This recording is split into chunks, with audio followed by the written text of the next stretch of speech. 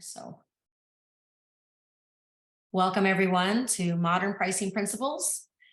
Today's class, we're going to be talking about upgrading your pricing concepts for current market and chemical service trends. So this is really for everyone in the beauty industry, not just salon owners. This is for suite owners, colorists who are working as employees, self-employed salon pros that are maybe traveling freelancers, any of the above kind of qualifies, because pricing really is for everyone. And we have special guests today in the house that I think we need to give a warm welcome to. We're so excited that they're joining us today. We have Tim Howard from Vish. We have Will Simpson from Vish as well. We also have a couple of very wonderful people from Salon Biz. So we have say hi, ladies, if you guys want to say hi. I'm so excited. As well. So if you guys have any questions about that, we'd be happy to talk to you about that later. But oh, hold on, let me shut off my Alexa. Alexa, stop. Thought I was playing music for you guys, but apparently not. Can you guys all see the screen? Does everyone see the screen? Does anyone have any technical difficulties with seeing anything like that? So we also sent this to you in your email, in your inbox. I was sent this to you this morning very early. So please feel free to print it out if you want to print it out. We will take a quick break in between because it is a 2-hour program. So we know that we can bombard you guys with tons of information, but we definitely want to give you guys just a 5 or 10 minute brain rest midway through. So if someone can just give me the sign around 12 o'clock, we'll just pause for just a brain rest, if that's okay with you guys. If you guys don't want me to rest, and you guys don't want to rest either, we can keep going. You guys just tell me. If you guys are like, don't stop, we can keep going, we'll do that. I can plug along all day long. So you guys are definitely, hopefully in for a big treat today, because this webinar, in my opinion, will single-handedly change your revenue in your company. And there are going to be things that we're going to be talking about today to hopefully change your level of understanding of what pricing really is. So if before we get started, Tim and Will, do you guys want to introduce yourselves and talk about anything really quickly? Yeah, for sure. You go ahead, Will, and I'll go after you. Hi, everybody. My name is Will Simpson, and I'm head of partnerships here at Vish. Really exciting to build out our coaching structure with this group here. And this is obviously a topic that's really near and dear to us, the profitability of the salon, as well as your teams. And so I think that I'm here to learn probably just as much as you are. I'm actually fairly new to Vish. I've been with the organization for 3 months now. And this, I've sat in on a couple of mentors, masters webinars, but this is really an opportunity, I think, for us to have a really important conversation around, many of the aspects of pricing in the salon, and ultimately to also see how the Vish technology can support against delivering profits in some areas where maybe there isn't as much visibility as you would like. We can provide some kind of data-driven solutions for you. And certainly having our friends from Salon Biz here is great, because we do also have an integration with them that allows this to work really seamlessly. So I'm excited to dig into the content, and I'll flip it over to Tim.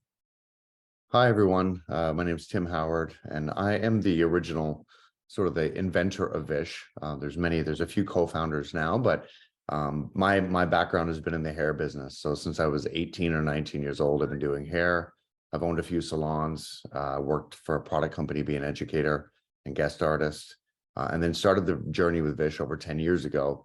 And our original goal was to really help salons just minimize waste and inventory. But as we've grown and as our network have grown, there's so many other benefits that Vish can offer a salon in terms of profitability and just insight into how they're operating. My day-to-day business, my day-to-day task goals, meetings that I have most of the time are with salon owners, and we really help coach them to implement product charges, changing their pricing structure. But it's often a difficult conversation. So I'm very excited to be here today to learn, just like Will said, here to learn as well, and to offer some insight into maybe ways that Vish can help you understand your business and structure your service menu and your pricing to be more profitable and more successful. So I'm happy to be here. Thank you. Thanks so much, Tim. All right, let's dive right in. Okay, guys. By the way, before we get started, you guys that don't know me, I'd like to just share that we are very interactive, meaning this is nowhere in any capacity are we formal. So please just feel free to raise your hand, shoot out in the chat box if there's a question, you need me to pause for something, you need Tim to pause for something, or Will, please just let us know. And we are going to do our best to answer that question in the moment. We will certainly try to do some Q&A at the end of the program, but I know sometimes my brain is ADHD and sometimes I just need to get the answer, to that question right then and there. And that's okay. If that's how you feel, please just reach out and just ask and let us know.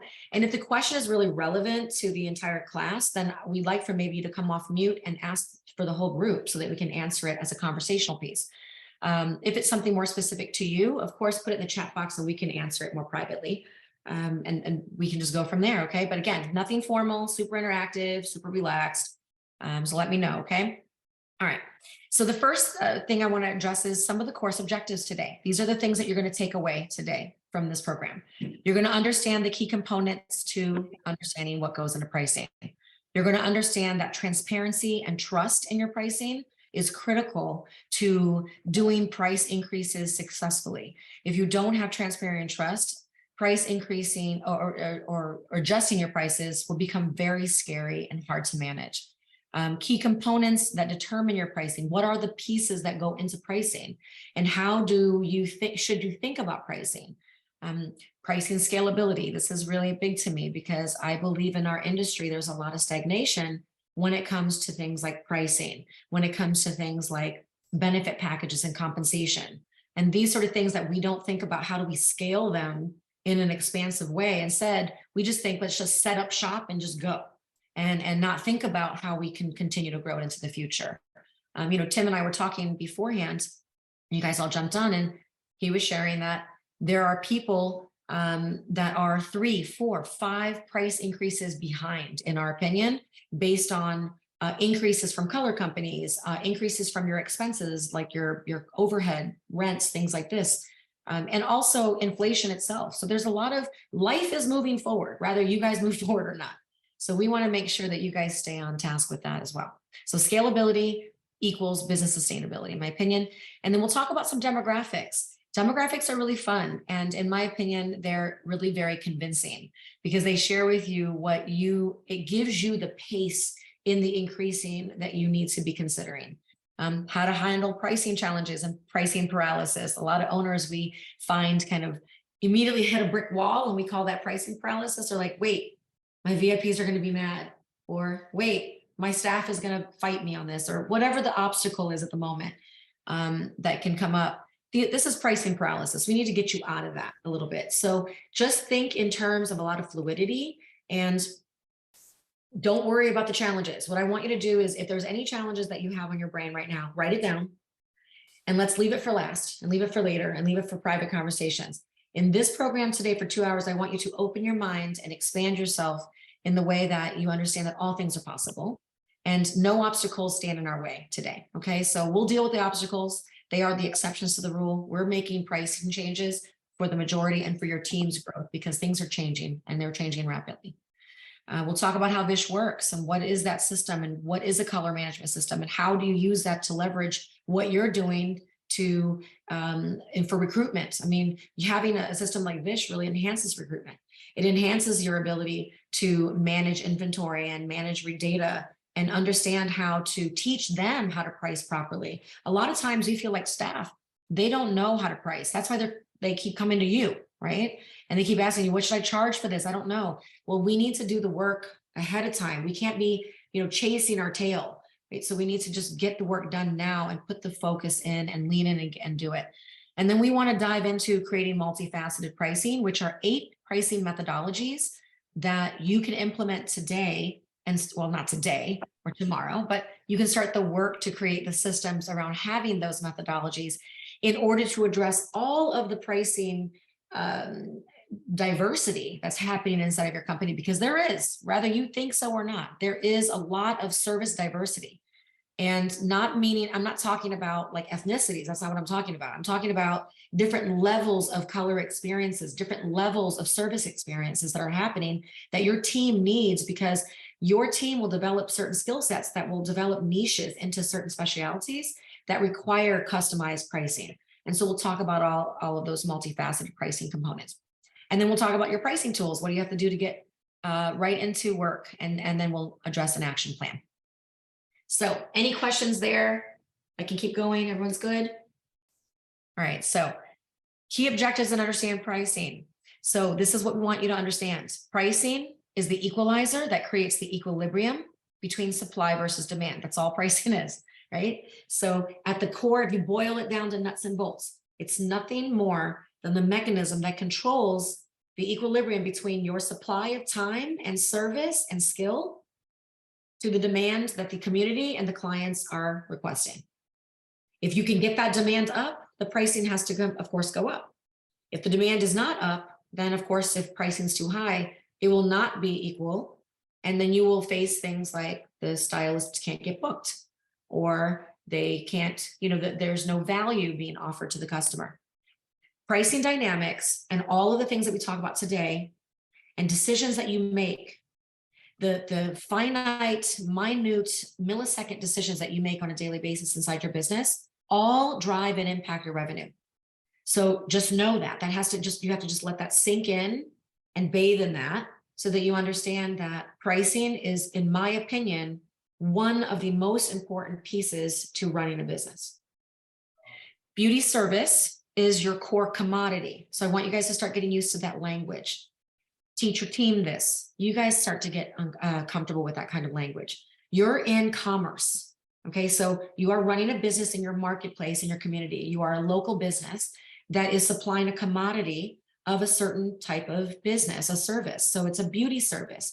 You provide a supply of hours. In those supply of hours, you have a certain team that needs to perform a certain type of level of transformation. You're building a reputation in your community for it, etc. So service revenue is one of those primary revenue verticals. And the goal, guys, is to develop multiple revenue verticals. Okay. So what I mean by that when we say multiple verticals is your service revenue is one vertical. Your retail revenue is another vertical. The beautiful thing that Vish does is they create a third vertical. Correct, Timothy and Will? So they're really going to teach you guys through the whole process of acclimating into it to develop this third profitability layer. Do you want to say anything to address that? Yeah, absolutely. So when we came into the industry, we really looked at the way all services were being performed, and salons are making the majority of their money off the highlighting services because they're the lowest cost and the highest price. But what we've come out with, and we'll get into this a little bit later, is a different revenue stream, which is treating your hair color inventory truly like you treat inventory.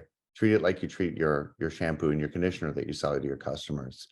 Is it whether you do some product included in a service or completely parts and labor, is that you are making money off any additional color that's being used. So whether that's 20 grams that are being used because somebody's got an 8-week instead of a 6-week appointment, or you've completely separated parts and labor and you charge a labor on the service itself, and then 100% of the product used with a markup is paid for by the customer. Beautiful. So that gives you a third vertical. There's other verticals as well. A fourth vertical would be, an example would be tipping, right? So the tips is another vertical of income for your staff, to really work with professionals to help hone in on how you can maximize that for your staff, makes your business ownership stellar. And if you could separate yourself in the community and your marketplace like that you're that kind of owner, where you're doing that kind of coaching and you're really developing all of these unique verticals inside of your company, would be ways of bringing in more revenue. And we need to think like that. Times are changing. The business is evolving. Our industry is changing. As a matter of fact, at the Pennsylvania Hair Show we're doing an entire keynote presentation on just all of the changes that are happening in our community. So just understand that your team needs to know that they're converting time, right? So it's really a conversion of time, but they're really trying to, this is why time allotments and pricing based on time is so popular these days, but you're also delivering skill and you're providing a service that is unique to you delivering that experience. We cannot get lost and bogged down in the experience details that stop us from raising our prices accordingly.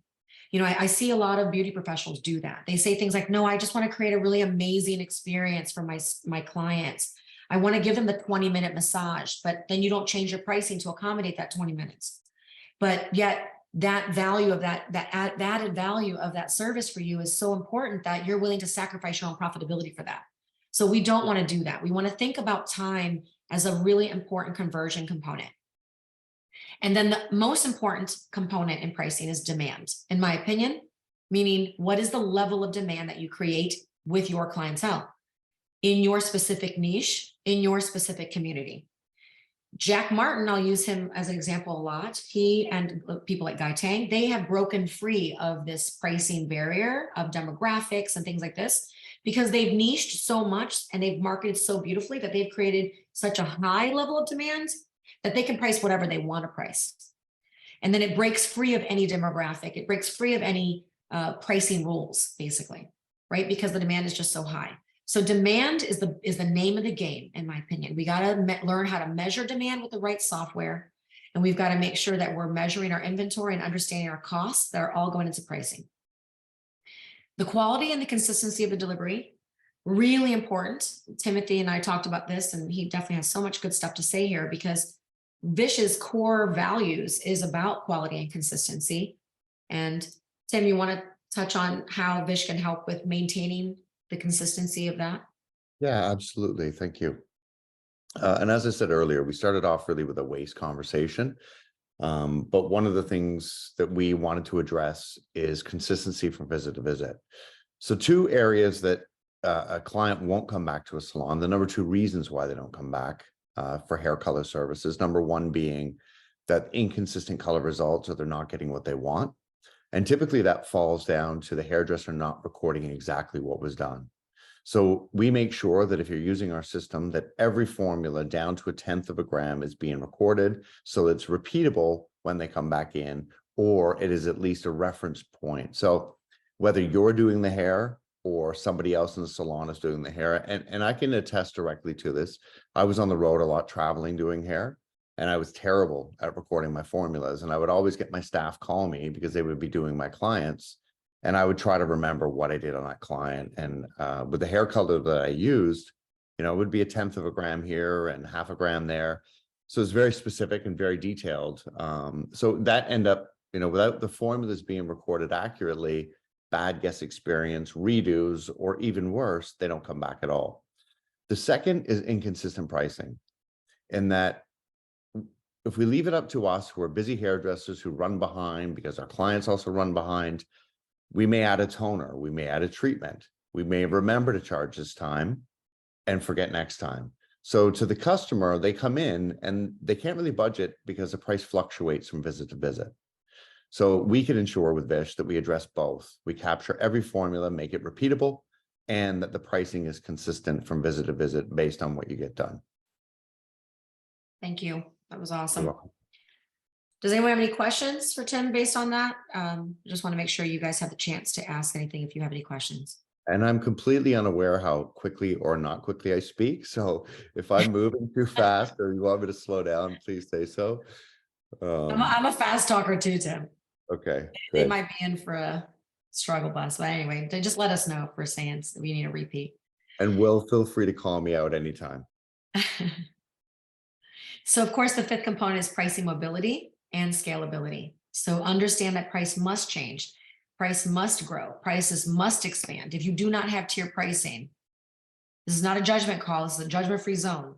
But if you do not have tier pricing, that is the first order of business. And you got to call us so that we can help you put those tiers into place.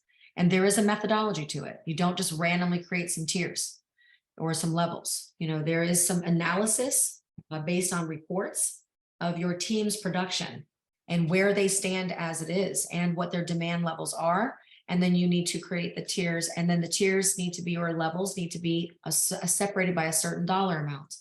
And there does need to be some complete flexibility in this. So the messaging that you put together in what we call your pricing suite or your menu or whatever you want to call that, that is a really important piece of pricing. And we need to understand how to do that more. And you'll hear me mention that quite a bit.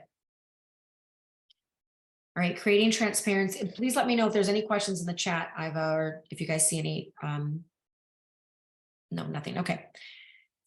So the second thing is creating transparency and trust. This is really understanding your cost.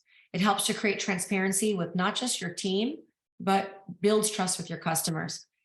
You know, I'm going to speak exactly to what Tim was just talking about. If there's inconsistency in pricing, you are going to have non-trustworthy pricing behavior. If you have non-trustworthy pricing behavior, you will lose customers over that, or they will argue any price increases and they will challenge it more. So to eliminate and mitigate some of that challenge, you want to stay very consistent. You want to be able to understand how to speak the language. We talk a lot about pricing contracts. Please let us know if you are interested in that. And we have entire pricing contracts where you can teach your team to have these conversations, especially when pricing becomes more complex. You're going to teach your team how to have those kinds of conversations. I'll share a little bit of that in a bit when we talk about parts and labor or timing or transformational experiences or things like that that require more complex pricing conversations and quoting. But overall, you want to stay as consistent as possible. And so really you want to strive to offer what you've mastered only, right? So we want to make sure that you don't offer things that you are not good at, because that's going to drive your quality down. So service quality is really important there. Deliver quality results. Quality control is very important. Maintain the consistency. This is going to maintain the value in your client's eyes. So important. And guys, by the way, business owners that are on this class, have your team watch this class as well, because your team understanding the work that you're putting into pricing and how they need to price and how they need to see it, you'll have less argument from them, I promise. You want to make sure that you steer away from reactive, emotional, unintentional discounting or upcharging just from, you know, she was a bitch, I'm going to upcharge her, or she was so difficult, or, you know, this was so quick, I'm just going to discount her. Whatever the reasons that you just kind of make those kind of on the fly sort of judgments. Certainly, I understand that there are situations that you may or may not do that. I am not judging that. And you may feel, and that's up to you, but we want to minimize that down. Okay, we can't maybe make it go away completely, but we can certainly minimize it to a very manageable amount. I'm, again, a realist. You want to make sure you create lists of services, product cost, and product offerings. You want all of those lists to be very clear. We have entire spreadsheets in our pricing class. That is the more advanced pricing class. And our pricing work and our coaching work, we have these spreadsheets that help identify your entire service list, all of the cost of goods and product expenses that go along with that, which Vish is going to be needing if you end up using that. There's timing allocations as well. We need to assess timing allocations per service time, meaning in one service time, you might have 4 allocations of time. So like one color service, you might have an application, a process, back bar time where you're toning and rinsing and double toning and whatever, and then finish, haircut, service, blow dry, etc. Right? So again, some are more complex than that now. Some of them are 6, 7 time allotments. So you need to, again, address those services very clearly. And what stylists are doing is they are reactively just defaulting to an all-inclusive, I'm just going to charge you $400 or $300 for that 8 hours of work. So they're just coming up with some magic number without thinking about all the pieces into it, and it's absolutely unprofitable. And what we don't want to do is get ourselves into that, because then now the problem is every time you do that, you set a precedence with this customer that is going to be the way it is. And if you're trying to have a team where everyone is very comfortable going to other people, those kinds of pricing discrepancies are a no-go. You want to make sure you get really comfortable with data, start to get very, very familiar with it, start to know what that data looks like for you so that you can put that kind of energy and information to your team as well as to your pricing work and your menus. You want to start to develop pricing classes in your team or in your salon. I think that is one of the most undertrained, undereducated, undertaught things inside of our salons today. You, in my opinion, successfully priced salons have at least 4 to 6 pricing trainings a year. So meaning designated 1, 2 hour, 3 hour segments where you guys do nothing but teach how you're putting the pricing together. What are the pricing? What are the different pricing methodologies? How do you talk it through? How to use a pricing contract? And how do you have those conversations? How do you build the confidence around that? So all of those need to be in training sessions that are ongoing. Instead of in the moment flying, like in the back room, I'm gonna do this, make this decision in 3 seconds. You want to make sure that you put into your service menu a lot of marketing into it. All of your marketing materials align to your pricing. So for example, rack cards for specific niches. Like, so for example, Jack Martin might be having a standard service list for, standard color services. Maybe not, I don't know. But then he has these silver color transformations, 8 hours long, $5,000. And so he prices that out in a separate rack card. So it's marketed properly. So it looks like this is my specialty. Start to do those kinds of things as well with some of the things that your team is doing very, very well in order to put some focus onto that and build specialized pricing around it so predetermine all of that before you actually kind of go into work around it. And then keep it very fluid. Here are the key. Does anyone have any questions about that before we move on? Okay. Here are the key components that determine pricing. What are the factors that a business owner should consider in pricing decisions? How does a color management system actually help? So Tim, I'm definitely going to just jump in whenever you can here. So we're on this number 1 here. So really you want to start with the desired annual, targeted annual income for the service provider. I almost always start there based on a coaching session where you ask them what their personal budget is and what it costs for them to live. Car payment, insurance payment, house mortgage, all of the things, food, groceries, expenditures, miscellaneous, entertainment, what the personal budget looks like. If you can't do it, then hire somebody to do it. Then at the end of that, you need to make sure you build in there a savings of about $400 to $500. So that monthly number is your target number of net income, not gross. So gross income is before taxes. Net income is post taxes. You want to know what the net take home pay is going to be for them to survive comfortably. And then you want to calculate what is the desired target profit margin. Again, this is something Vish can really help you see, which is what is the profit margin that you want to have on each single service or per application. Yeah, I mean, that one is, one we could really shed a lot of light on.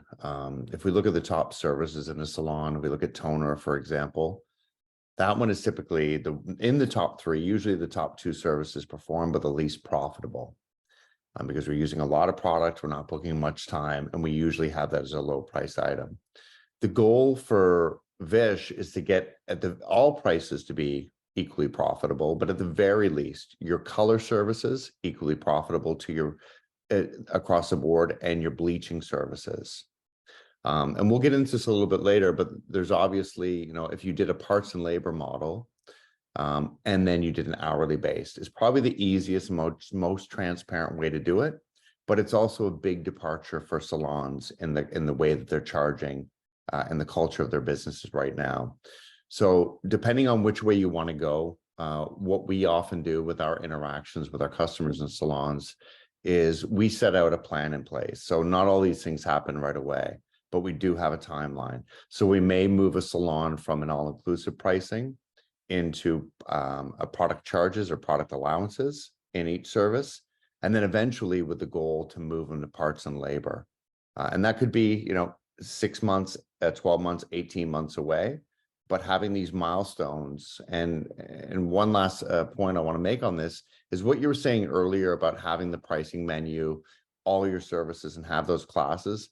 It's super important to have that done, not only for your customers and for yourself as a salon, but for any new hairdressers for retention coming into your business, knowing how they can, what their succession plan is, how they can get to that, 6-figure hairdresser salary. Having that laid out really helps with the retention, and not a lot of salons do it. They make that not clear from day one from hiring. And that's why they lose people, right? They may go to booth renter because they think they're going to make more money. But if you lay a plan out for them on how they can hit their goals, I see a big return on retention in that area alone. Yeah. Did that It's address what you something, want to talk about? yeah, it's definitely something to put into your onboarding library. We talk a lot about digital onboarding these days and creating a video library for your onboarding. And I think Vish is one of those companies that are just happy to help pitch into those kinds of things to give your team the information that they need. So they're just much more empowered when they're in the moment working. You know, you want them to be hyper empowered operationally on a daily basis and not reliant on you. So the more powerful they are behind the chair, the better. And just to give you an idea for those of you who don't know about Vish, the initial phase when we onboard, it's really about usage.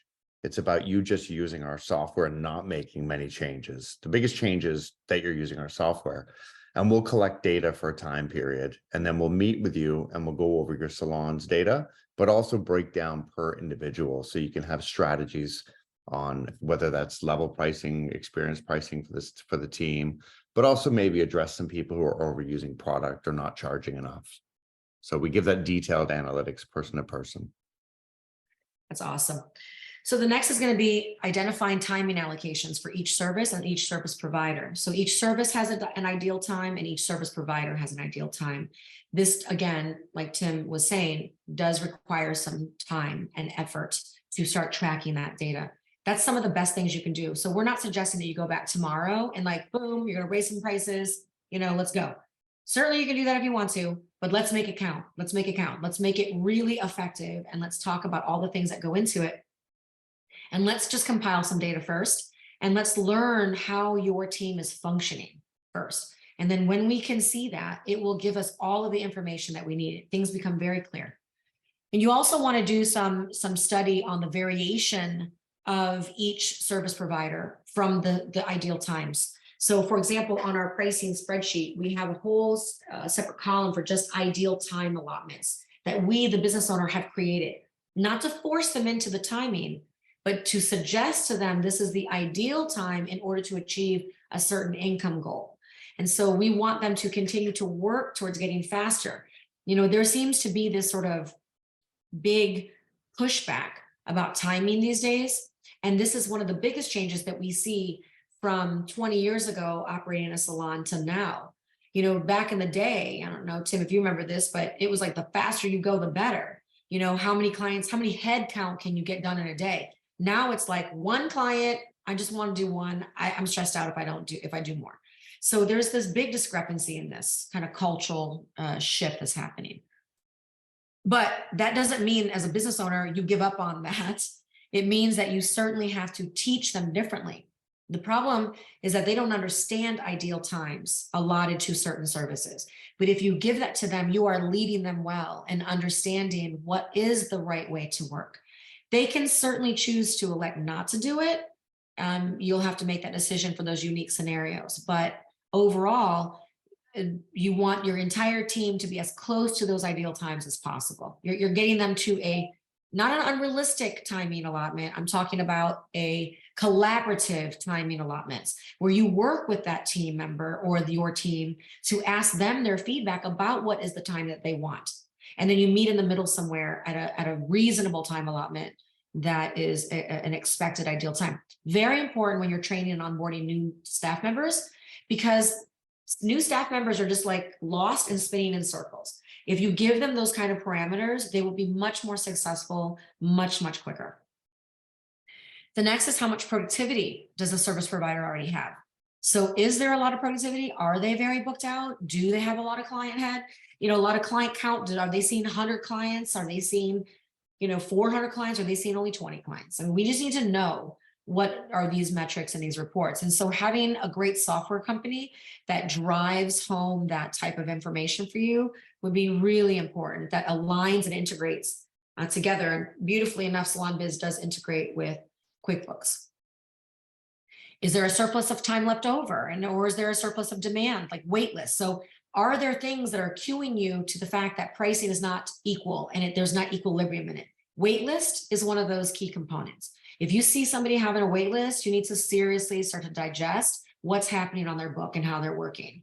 Do they need an assistant? Do they need to charge higher prices right away? Do they need some other assistance? So these are things that you need to start looking at, because they'll get burnout if you don't address those things and you're not helping them, push through a barrier like that.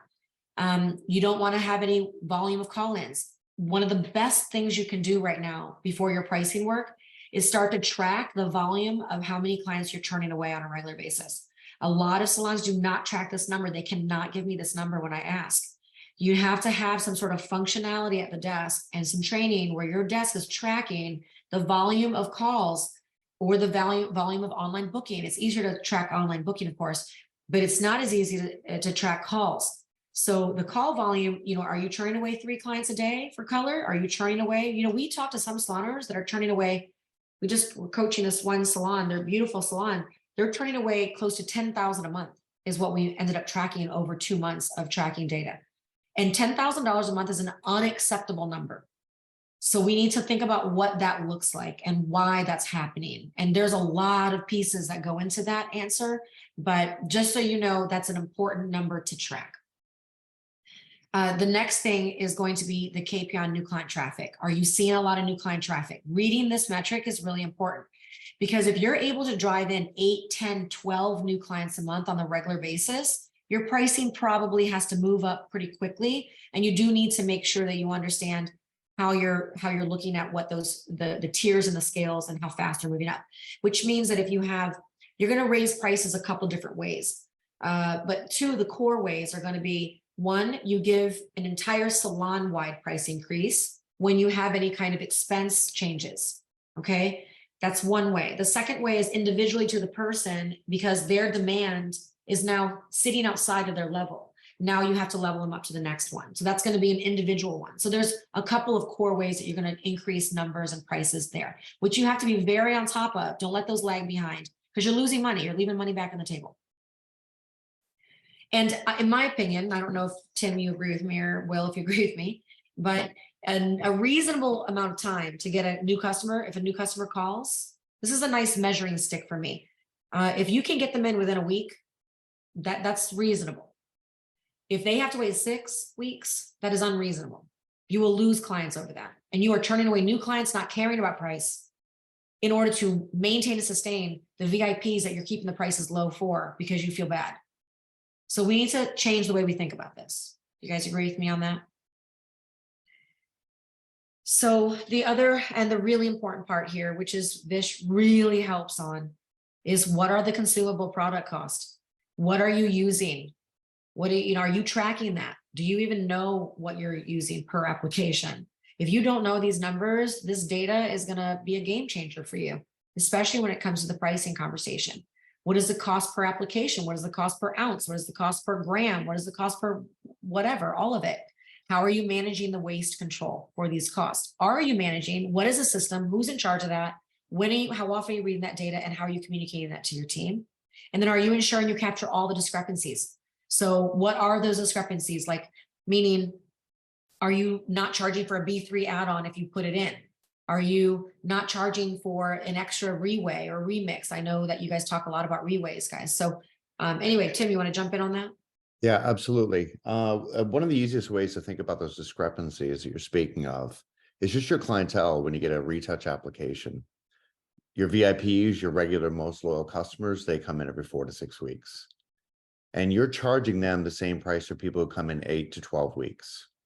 And that discrepancy between the product usage, you're eating that every single time. So in order to keep that level across the board, we recommend, and some of these numbers, people quite a few salons push back in the very beginning. So if we take a toner, for example, that we don't recommend including in that service any more than an ounce or 25, 28 grams. And people balk that they're not able to do it for that amount. And we look at the data, it can absolutely be done for that amount, and a new growth could be done between 30 and 40 grams. But it's not even about that. It's about based on what you're charging for that service and how much you can afford to allow before you start incurring charges.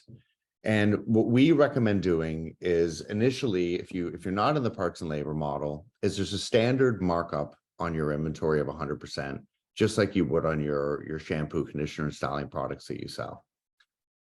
And that way, when somebody comes in and they normally come on a 6-week cycle and now it's 12 weeks, well, there's probably another $5 or $6 that's going to get added to their bill but that ensures that your profitability doesn't fluctuate based on the frequency of the client's visit or what they need. So a lot of the times, most of the money we're giving away is these differences in our service menu, not allotting for it's not always extra time. It's usually just extra product. And what we do is that we raise our prices across the board because we think this is going to take care and alleviate the 7% that your hair color manufacturers just increased, the other inflationary items that have increased. But what it does, in fact, is it just, it splits it because we have to pay that in commission. And it's a big lift to be able to do that several times a year. So what we're able to do is increase your cost of goods in real time.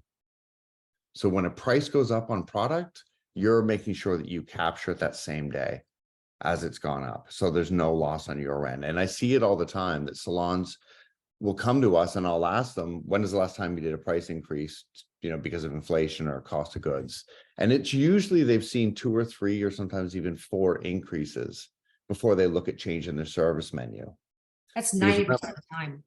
Exactly. And your service menu, it takes a lot of work to change it sometimes. Yes. It's got to, sometimes if you're printing it, if there's website changes that have to happen, the conversation that you have to have with your staff, a much easier lift is to introduce product charges, which capture any additional or variables that happen in real time. And by that, Tim, you mean that Vish, and I'll just explain this really quickly for the people that are unfamiliar. When you are reweighing on the scale in the back, and down in the class later, you guys will see what that looks like. But in the scale in the back room, you guys are trying to weigh all the products. And then those product costs, salon owners and business owners and leaders have already predetermined a baseline cost with a markup, plus a markup for profitability. And then at that point, that will go into the widget that's on the front desk to charge. Yeah. And that's what Tim is talking about, guys. Yeah. Just so that you guys are following. And based on the model and the culture of your business, we set it up and we tailor it to what makes most sense for you initially at your business. And we know the cost of all inventory. We have every color line in our database. And we have recommended product allowances per service if you're not going the parts and labor model. So what's typical is the salon has an all-inclusive model. Well, we leave that alone for 30 or 45 days. You just use us. We'll show you how much revenue went out the door, how much money you lost, and where the opportunity is to make that up. In addition to, reweighing your bowls to eliminate waste, etc. But we'll go through and do a full walkthrough a little bit later. Yeah. Thanks. So we talk about pricing scalability equals business sustainability. So there are some things that we feel need to be addressed to make sure that you put the work in first before you start to, as you can see, capturing revenue properly and making sure that you're doing it in a profitable way. You can see how labor intensive it can be, but really how fun and creative it can be too, right? I mean, really, if you put the effort and the energy into it, think of how profitable your business can be. So many times, salon owners are not looking at these actual things, and they price in a style called competitive pricing, which is the age old, I'm gonna open a salon, I'm gonna call the salon down the street, I'm gonna ask them what they're doing, and then based on some determination of where they want to sit in the marketplace, they're gonna either go above or below. And so, they're either gonna price cut to be competitive, or they're gonna be, a little bit slightly higher just so that they can make sure that but there's no consideration to scalability, to profitability, to expenses, to cost of goods, to any of those things. So first is going to be, really we need to develop multiple functions. I know you've heard Tim say multiple times as going over to the parts and labor model. I know that sounds super scary, and I think they know that it sounds super scary too. And so really, there are so many pricing models. Well, not so many, but more than you think, which we will address in this program. So you guys will understand all the different pricing models. If you feel it is your decision as business owners to decide which model you want to implement inside of your company. But what we would recommend against is to only do the one classic standard pricing set. That is how all salons have been pricing, or not all, but most, for quite some time. And things have changed. So we need to evolve our pricing models and methodologies as well. So very important to create some different functionalities. And I'm a big fan of creating multiple pricing methodologies inside of your model instead of only one. You know, having it for some unique circumstances. I think certainly parts and labor is a fantastic business model, but we love to give you guys the option so you don't feel so worried about going to one or the other. But what we see Vish really helping with is that it gives you the information in order to successfully initiate and implement those pricing methodologies. Whereas before, it's kind of like you're in the dark. So you're fumbling around in a dark room, you know, so we don't want to do that. So train these pricing methods and functions to your team, convey thoughts through your pricing menus, meaning on the pricing menus, you want to put language and dialogue that states clearly what your pricing methodologies are to some degree. So for the right reason, you're conveying transparency is again, very important, but then you create the scalability and everyone in your salon culture from your guest to your team understands what the pricing methodologies are. You want to create separate service category menus. So again, get very creative with your marketing suite. Create rack cards, separate brochure menus, separate list items, separate signage, all of it that goes into there to present the unique pricing methodologies in your company. That's something to do down the line. It's not to do now. You know, as we develop further and further into what you want to do, and this is how coaching really helps, is we talk about what your team and your company really need, and then we can help guide you in some of the methodologies, and then you are more empowered to make the decisions. We're not going to make the decisions for you. You need to make that decision. But certainly there's some understanding that needs to happen. You don't want to tie unrelated KPIs to service price increases. I know a lot of coaching companies tie their retail performance to price increases. This is an example of what I'm talking about. There's some other examples too, but we'll just focus on retail for today. A lot of you guys tie retail performance to a price increase for service dollars. I don't believe that that should be connected because retail sales is a separate skill. It's a separate performance. It's a separate KPI. It's a separate vertical. It's a separate revenue stream. Service is a separate thing. Measure that with the right KPIs. Why do you want to tie retail to this? Leave retail on its own and track that separately, and then pay them out separately on a separate commission structure on that. And Salon Biz, by the way, Salon Biz Central, when we looked into it, they have a customized compensation component that you can create a customized retail compensation plan for your employees.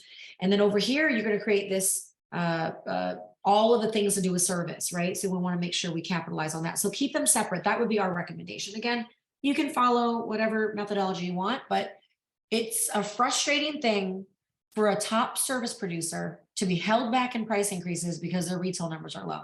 It'd be very, very frustrating. And to be honest with you, in this day and age, the way things have evolved, people will leave your company over that kind of stuff.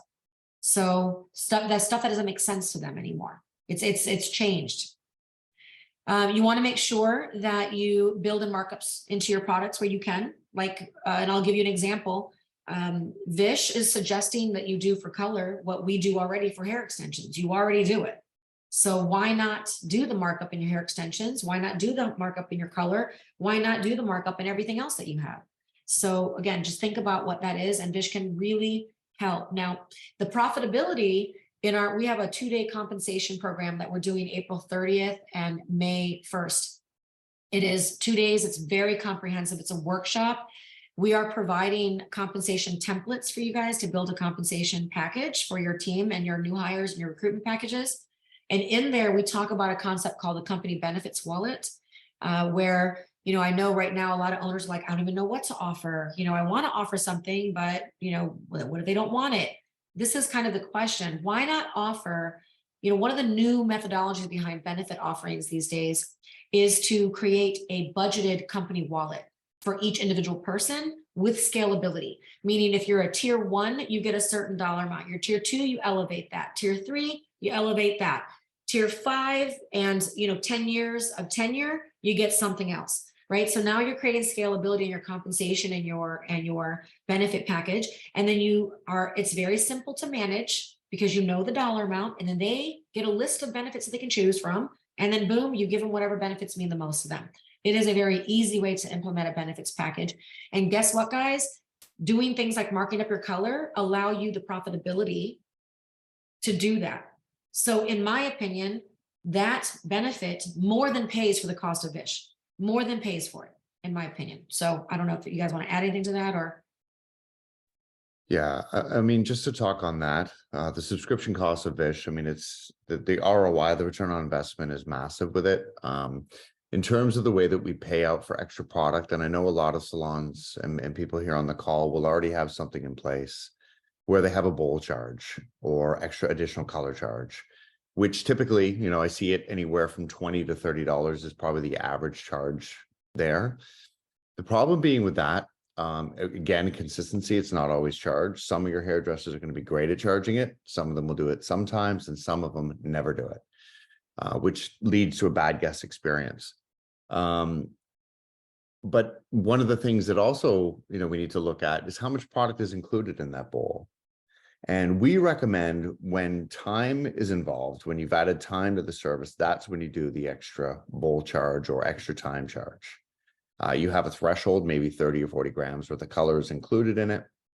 But then if they neglect to do that, or it hasn't added time, then we have the product charges, which what we were just speaking of, where there's 100% markup on the color. You can pay commission on that, but again, it's not a full commission. It's a retail commission because they're not spending time. So whatever your retail commission structure looks like, that's what it'd be for the product.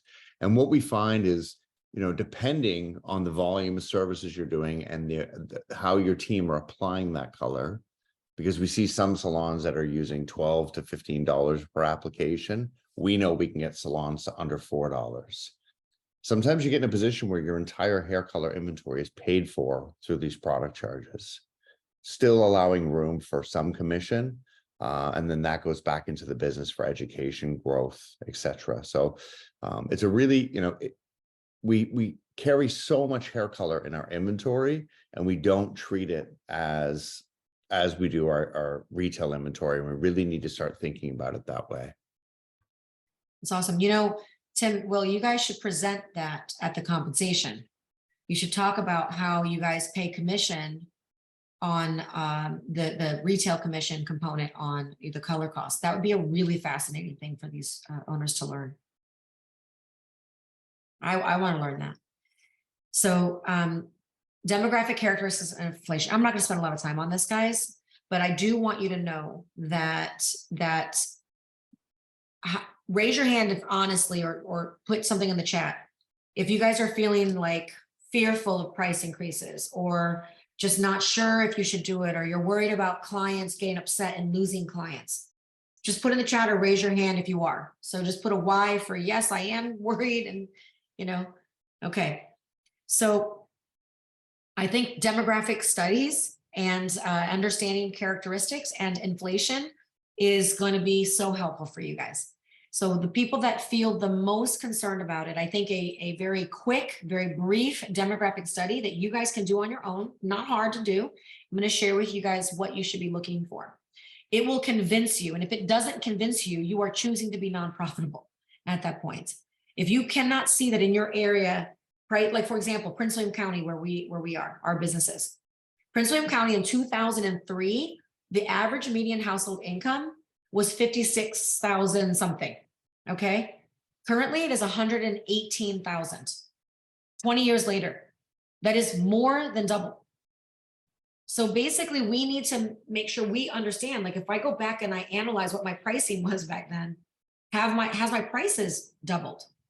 And that's just inflation. That's not rent increases. How many times has your rent increased every year over the last 20 years? 3%, 4%. I mean, how much has that changed? How much have your color costs gone up over the last 20 years?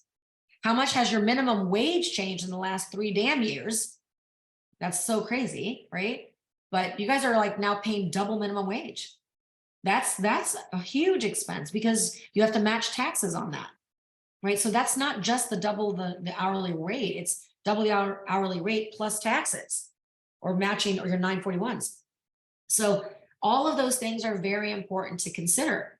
So understanding that and I would go back and have an honest look at your prices. Have your prices kept up with that type of robust changes in cost for you? Are you eating those costs? That's where your profitability is if you're wondering where it is.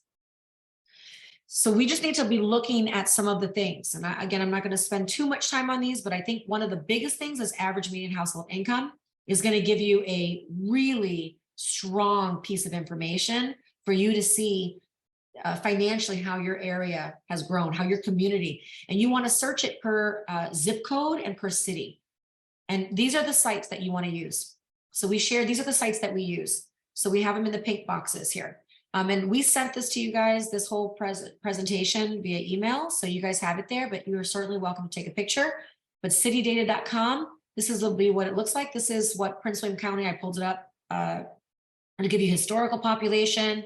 It'll give you an estimate of median household income and how it's grown from 50 something thousand to 100 and something thousand. You can see it right here. This number that I was talking to you about, it's right there. So that's just, and that was in 2020. It's not in 2023. 2023, it's probably dramatically increased because inflation, as we all know, has jumped dramatically in the last 2 or 3 years. So to understand where all of that is coming from would be really important. And I would tell you again, census.gov is one of my favorite. I get a lot of stuff from there. That's the government data website. And they do a lot. It's not as fancy as Spread and City Data. They give a little bit more fancy information and more graphics, but it's certainly important. And one of the biggest things that you can do is customer surveys. Really doing surveys periodically with your clients to understand kind of what they're feeling about things and taking the temperature about certain things, about their, how you're delivering services and things like that. So this is a slide in talking about the mechanics and some of the internal promotion systems that we help set up with you guys to handle the arguments that you have and the barriers that you have about changing your pricing. We want to get over that. We just need to put that to bed. Okay, so let's just put that aside. So would you guys all agree, raise your hands, that the ones that you're worried about most are your most loyal VIPs? Is that the one that you're worried about most? Give me a raise of hands to show if that's an accurate statement. Yeah. Okay. So would you say you're as afraid or you're not as afraid to raise prices on the people that are new clients, new potential clients that are coming in? Are you as afraid or less afraid? Just write in the chat there.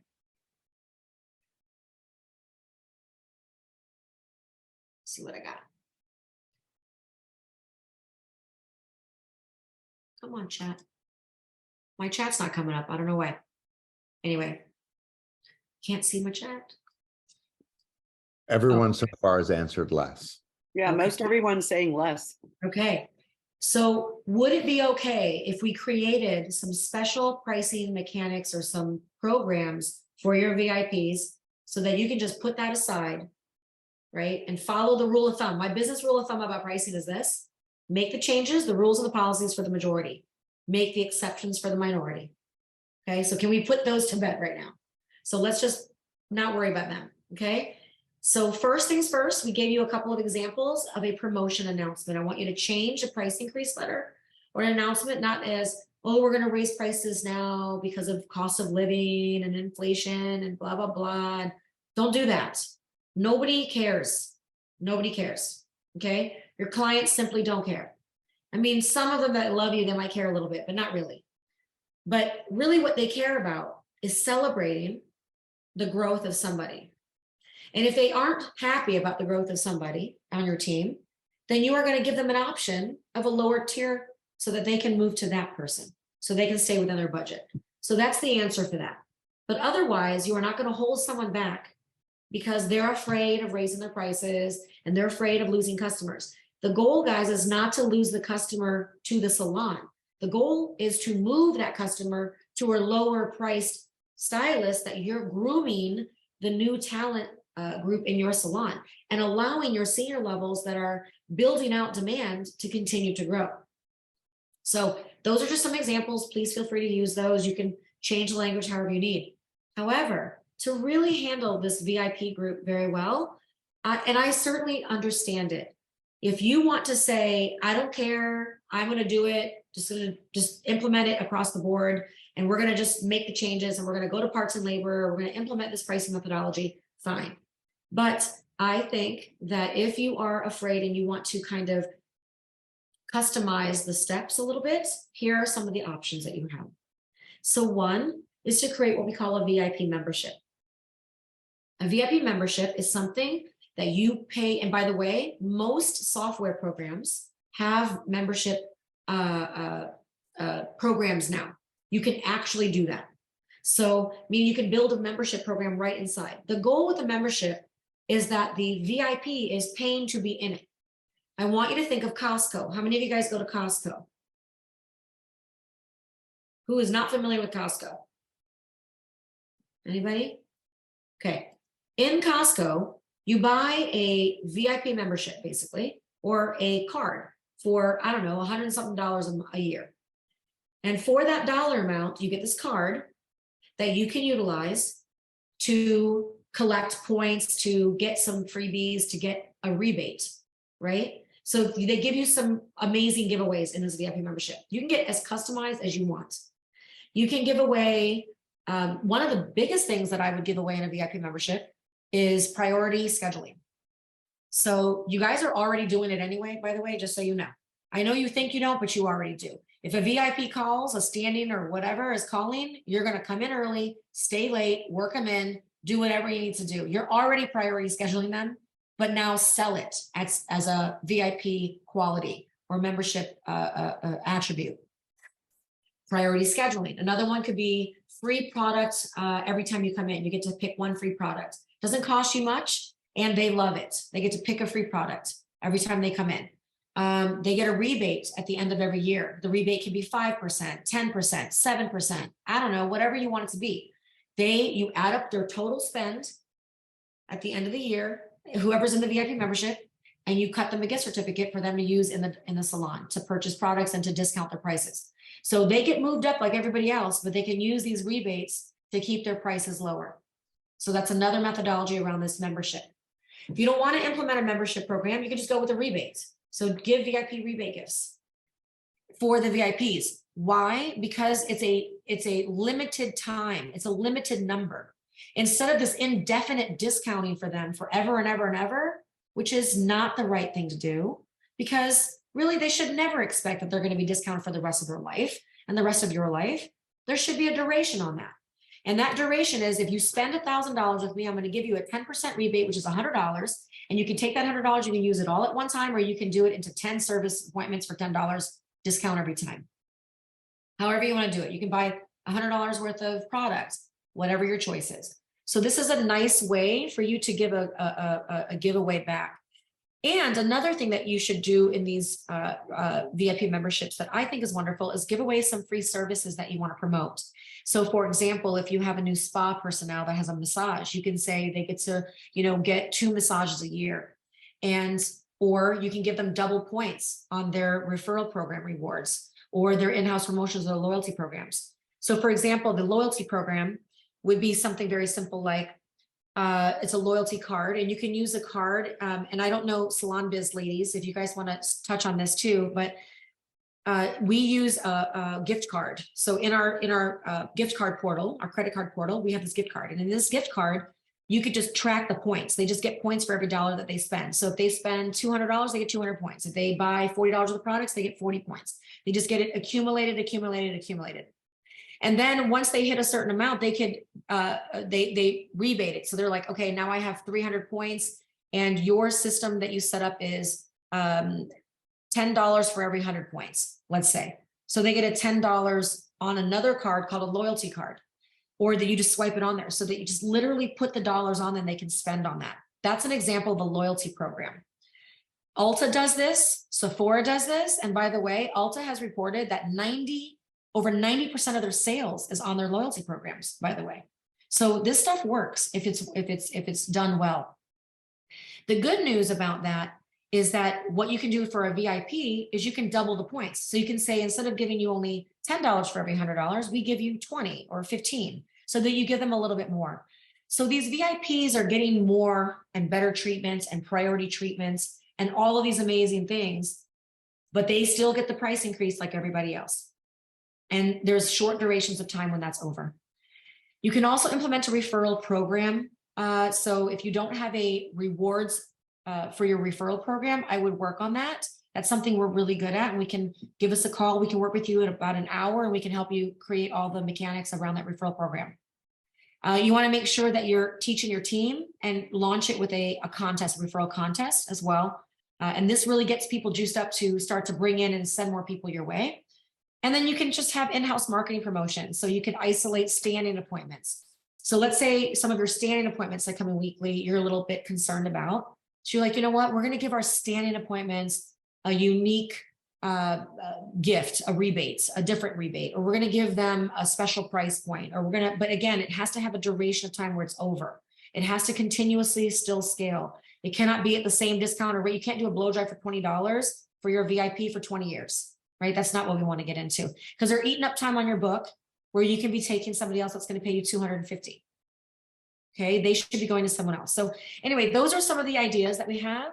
On break, I'd like to defer over to Tim here and Will to talk about all of the things that make up Vish and the amazing game-changing color management system that it is. Great. Will, do you want me to start, or you would like to start? I'd like to hear from the founder. Okay, that's fair. All right, so where we are basically, so let me just kind of go through what Vish is and how it functions.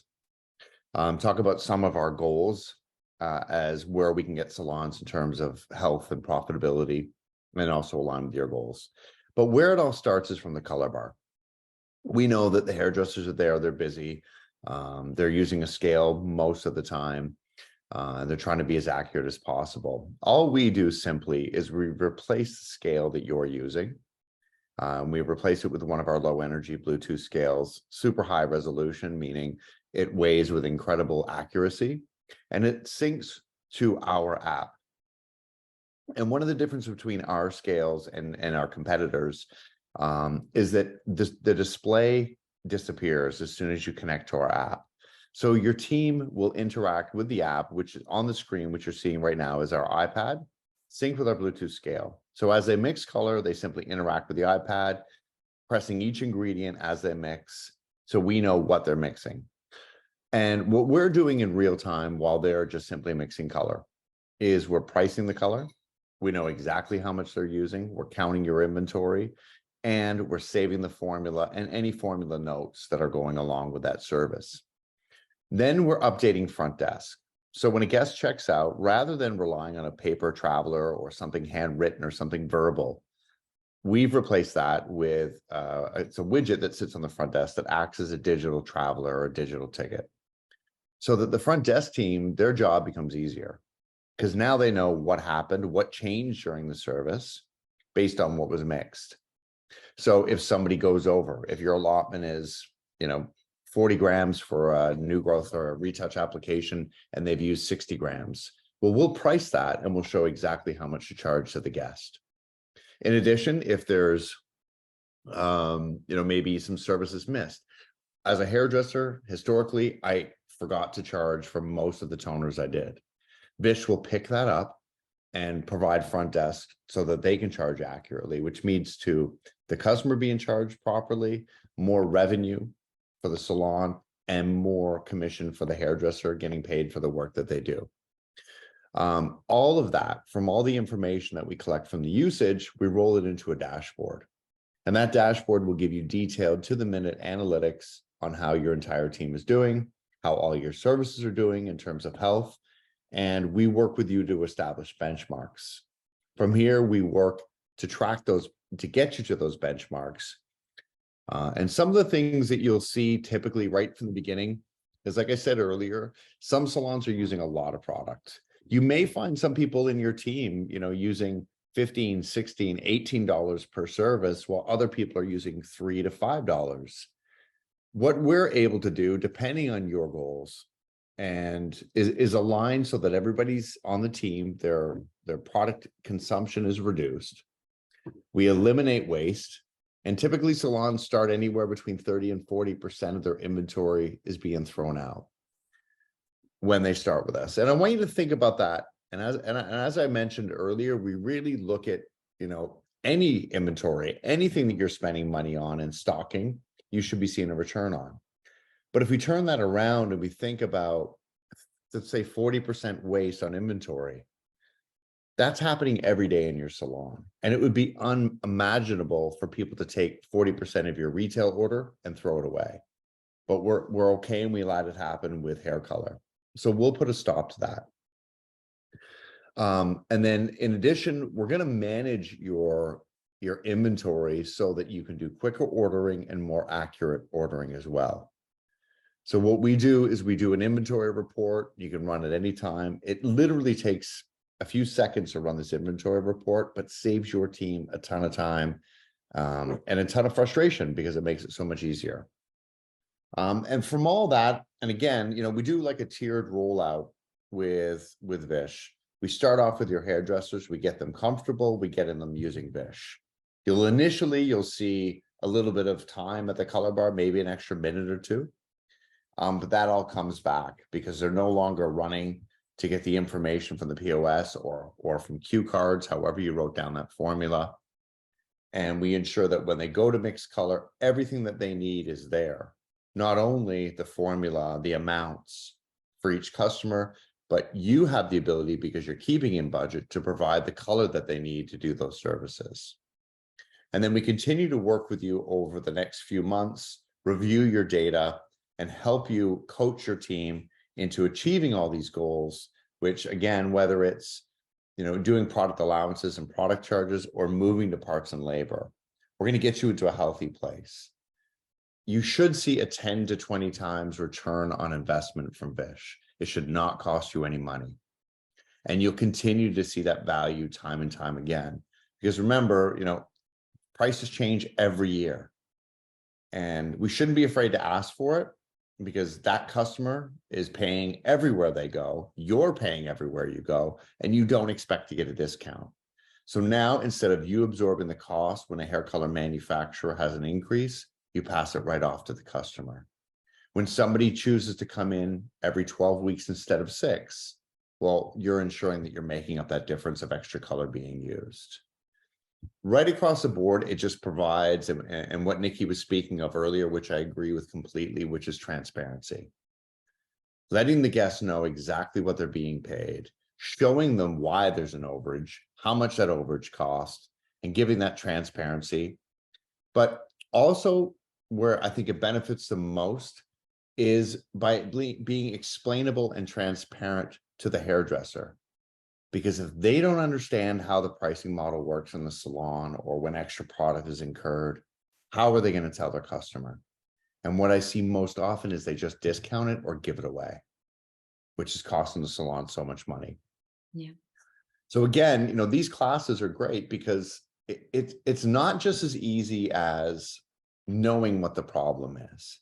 It's all the steps that need to be taken for all of us who run salons, who are in salons, who are cutting hair, coloring hair, is how do we get there? And it's a journey, and all of it is part of it. So, all of these takeaways and by Vish working with you, and we work with Salon Biz and other POS companies to make that integration much easier, much more transparent, and easier for your teams. We work with you as long as needed so that you receive all your goals. Do you want me to change the slide? Yeah, please. That'd be great. So we want to just look at, so here's some stats from our top salons. And I want you to think about, because this information may not be available to you right now. And if you don't know it, we'll help you get there. But this is important information. I remember years ago when I used to work with Aveda back in the day, and Van Council from Van Michael's salon. He told me that it used to take him 6 months to get his color data. And some of us is not even available to. So here's some stats that I think are really important to look at. This is where our salons, our top salons are right now in North America. From their new growth application, they're down to $3.09 per service. And just so you understand how we make that impact, is that if I go up and I mix a color bowl and I mix 50 grams of color, and before Vish, you would write down, I mix 50 grams color, 20 volume with 5N, etc. When that guest comes back, you'd repeat that. But what we do with Vish is when you've done that new growth application and you've only used, a half of the formula or 2/3 of the formula, you take the bowl back and you put it back on the scale. We calculate what's left in the scale. We deduct it from the formula and update it for when that guest comes back. You know what you can use. And if you look at these results, $3.09 for new growth, and all over color, $4.25. Highlight application averaging at $1.68. The toner, $3.05, and a glossing, $3.29. So again, overall, our aim is to get you at $4 or under $4 per service. And I'd love you to look at your numbers now to try and understand where you are and look at what that means in terms of cost of inventory reduction. So again, a good benchmark is look at what you're spending right now, month over month on color. We can reduce that by 30 to 40% and still do the same volume of services. Will, is there anything else you want to add to that? I just wanted to add, at the beginning of the presentation, Nikki was talking about how really there's two main verticals to create profitability in the salon. That's service and retail. And services have more or less bounced back since COVID. Some people are reporting, better than pre-2020 numbers. And I think that's generally what we're hearing from the industry is that, we're sort of on track for record year. Service wise, retail hasn't necessarily bounced back in all salons. And so we were speaking with a salon owner last week. She runs a $5 million operation, 4 locations.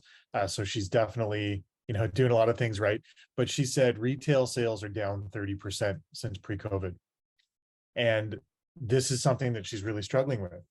What she told us was that this third revenue vehicle, the extra product charges, has almost completely made up for that short from the retail sales. So she's down 30% in retail sales, but the Vish extra product charges have basically filled in the gap. And that's really where this opportunity is. So she told us that, speaking with her accountant, she was able to verify that this dropped 4.5% profit to her bottom line. And that's something that, when we're looking at cost per service, we're looking at obviously an individual service in a moment in time. But when we carry that over the course of the whole year, we're talking about adding, anywhere from 3 to 8% to your bottom line. And that's where, really when that becomes a repeatable year over year opportunity that you can maximize, it's just such a game changer. Yeah, well said. That's awesome. Thank you so much for sharing that. That's really powerful information. Melody just asked a question, if I can mind reading that out. Yes. Does Vish automatically calculate the formula when the amount of product is reduced? We do, absolutely. So we recalculate, we store it, but just to be clear, we never restrict what you're going to be doing and your creativity. So use what you need.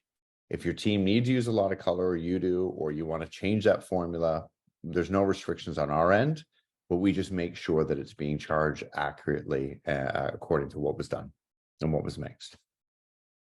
Yeah, I think that the beauty, one of the hidden beauties of Vish, I don't know if it's so hidden, but it's that it allows you to give freedom to the stylist to say, use whatever you want to use, because it's going to be charged appropriately, versus this micromanaging, don't use more than this, or else you're going to be in trouble kind of thing.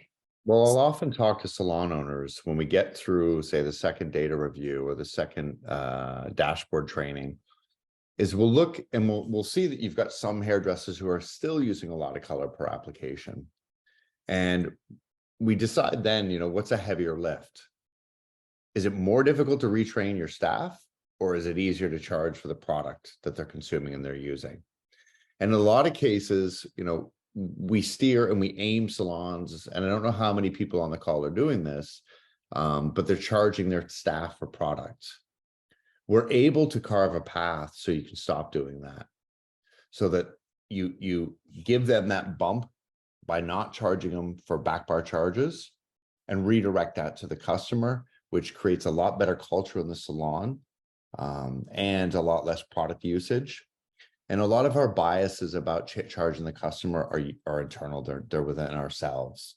The customers are not the ones who push back. It's us as hairdressers. I agree. Does anyone have any questions before we move on? I'd just like to add to that. I think, one of the things that we constantly hear as a potential objection for implementing this technology is the behavior change for the stylist, right? So, okay, we're all used to weighing our color, we're all used to building formulas, but having to do it in a technology framework kind of makes it, a little bit daunting. And so the question is, how do we get our stylists to want to adapt to this type of technology? And I think that's where having that conversation Tim just mentioned, around, we're going to be able to actually eliminate that service charge that the salon charges you. So you're going to see this immediately impact your commissions, positively. And along with, if we're charging that retail commission on the extra product charges, there's a real opportunity there. And so I think that, the best salons on our program have figured out how to kind of gamify this. And they're looking at, that reweigh percentage. If you're, 90% or more reweigh, if you're able to get your waist down below a certain percentage, all of that information is there in the dashboard. And the best salons are actually incentivizing their top stylists by saying, hey, we're going to have a $50 Amazon gift card for the stylist who's the best waist warrior for the week. And this is something that people actually get really excited, and it becomes a culture building tool as opposed to something that perhaps, would otherwise be, a challenge to the team culture. And so it's really looking at this as a positive and a way that people can get excited about how the salon becomes more profitable and ultimately how it supports them in reaching their own revenue goals as well. Yeah. I think that would be another thing to talk about on the compensation course, guys. Yeah. And the other key point to that is also, we haven't even spoke about, is the environmental side of things, right? Is that, whether profitability and reduced cost is our business goal or our environmental goal, they go hand in hand. But a lot of customers it resonates with, and they look for salons that are thinking about environmental sustainability. So Vish really offers that piece and shows salons, and it's a great way to introduce product charges and changes to your pricing menu by simply introducing new technology that helps you reduce your footprint, and makes you more environmentally sustainable. Thanks. Okay, so this slide is basically showing you 8 different methodologies combined together in different ways. So we're going to just run through these in separate slides, but we provided the slide for you guys so that you could use this as a training tool for your team. Or you can use it as a conversational piece for your team in a meeting, where you could ask your team, how do you feel about these? Let's talk about these methods and how they best serve the way you work behind the chair now. And it could be different for everybody. Everyone's going to be having some different ideologies around what they want. But I think certainly we need to at least understand from a business owner standpoint, so that we're ahead of the curve and we're leading and are guiding our team, what are the different facets of pricing that we can start to implement and models into what we're doing. So we're going to start with classic service pricing, guys, and or standard pricing. Some people call it standard pricing. I just changed it to classic service because some people are a little offended by that word standard. A la carte pricing, package bundle pricing. Then we'll talk about standard service or classic service pricing, plus what we call a VPC, a variable product cost. You guys, I don't know what you guys call it at Vish, but it's basically that widget added up amount of color. What are you charging for that? And it's variable. It's never the same flat rate. It's based on consumption and usage and all of those things. So it's variable.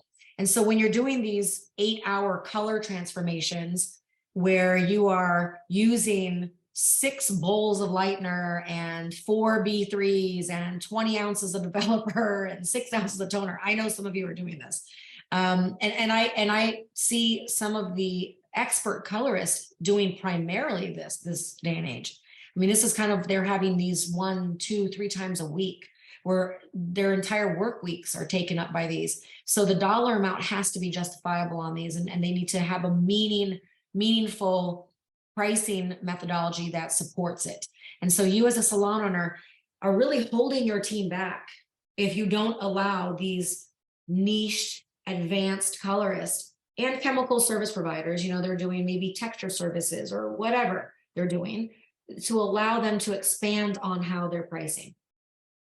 We'll talk about premium pricing and how you can implement that. That's just a different methodology. It's very effective when you are starting to have a high level of demand outside of your normal hours, outside of your normal regular ways of doing things, and you're really kind of enhancing that. So if that's something that you're doing, that's a good way to address that pricing need. And then hourly or timed pricing, and then parts and labor, which I think Tim will dive right into. Again, parts is the VPC, the variable product cost, or the cost of goods. And then the service color experience pricing. So now you can elevate it even more, kind of taking that old methodology of package prices into a more elevated, modern, principled way of doing it. Let's just go into each one individually here. So classic service pricing it's the most commonly used. It's in most salons, we feel like this is very relevant. And I believe that there's always going to be a group of customers that this applies to. Our standard single process color, our standard color retouches, our standard, high lift color blondes that we're using this dollar amount, whatever, a standard partial foil. Again, all of those are what we call our standard or our classic service list. You're always going to have those, but and you can certainly convert them to a parts and labor by having a conversational piece, new technology, like Tim was suggesting, where you're like, we have now converted to parts and labor pricing. Your color costs are going to be variable. We'll show it to you on this widget, or this tool, so that you can see what those costs are. And then the other parts are for the labor costs or the billable hourly rates. So it's basically all inclusive to some degree. People call all inclusive, it's just, one price, color, $60. This is, you do everything, the blow dry, the color, the shampoo, the curl, all of the things. We just do whatever it is in that time frame and just charge the one price. And some salons have started to upgrade things to going, if I'm going to curl your hair, it's going to be $10 or $20. If I, do a conditioner or something treatment, I'm going to charge an additional dollar amount. If I mix extra color, it'll be $5, $10, $15 a bowl. Again, these are kind of things that are more a la carte, but in the classic service pricing, typically we tend to see people doing all inclusive style. Can I just comment on that quickly? Yeah, and speaking only from a color perspective, the only time I see this work, having an all-inclusive menu, is when you're so high priced, so that you're the top tier salon that is charging hundreds of dollars for color service, is the only time that the product really doesn't factor into it and make a difference. It's very rare, and I'm trying to think of any examples, even for some high price salons, that they've ever kept this model after they've used Vish for a period of time. That's good to know. Really, really good to know.